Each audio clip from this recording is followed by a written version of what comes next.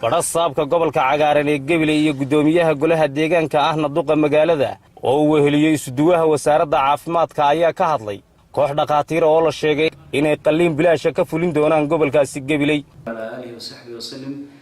waxaan jecelahay maanta halkan inaan uga mahadnaqo wasaaradda caafimaadka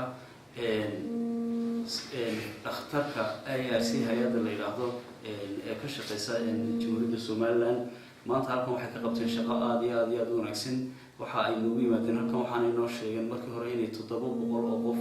ay baarayaan oo ay u sameeyaan baaritaan caafimaad oo bilaash ah wixii treatment daweyn u baahan dawooyinka oo bilaash ay siin doonaan wixii qalitaan u baahan qalin u baahna inay waqti kale la balami doonaan oo ay bilaashigana ku qalin doonaan culayska kulay gobolku waa gobol aad u ballaaran degmada lafteedu waa degmo aad u ballaaran markii ay xaaladii qiimeeyeen iyagoo markii hore 700 ka bixiyay waxay markii ogaadeen tirada dadka iyo baaxadda dadka meesha timi waxay ku dareen 400 oo qof oo kale marka tiradii dadka ay Gabiley waxa leenahay soo dhawaada aad iyo aad baan idinka mahadcelinaynaa hawsha qiimaha leh ee aad u sameeysaan dadkiina xanuunsanaya waxay beegsanayaan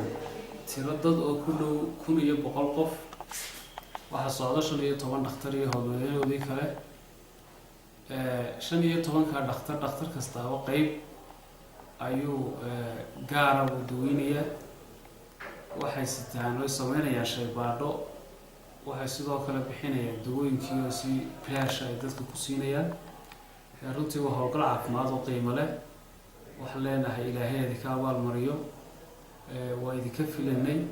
sidoo kale dalka Kuwait ee maalgeliya isbitaalka iyo howlgalladaasi waan u mahadceleynaa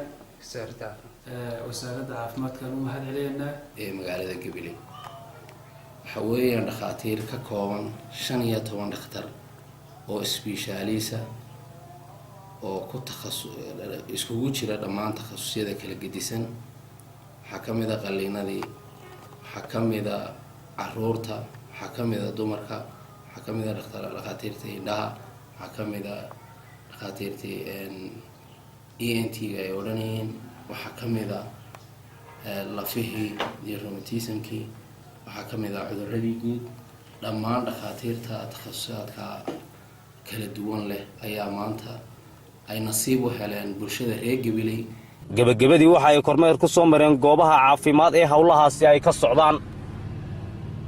waa Cabdi Abdullaahi Daahir telefishinka caalamiga ee Somali Channel magaalada Gabiley.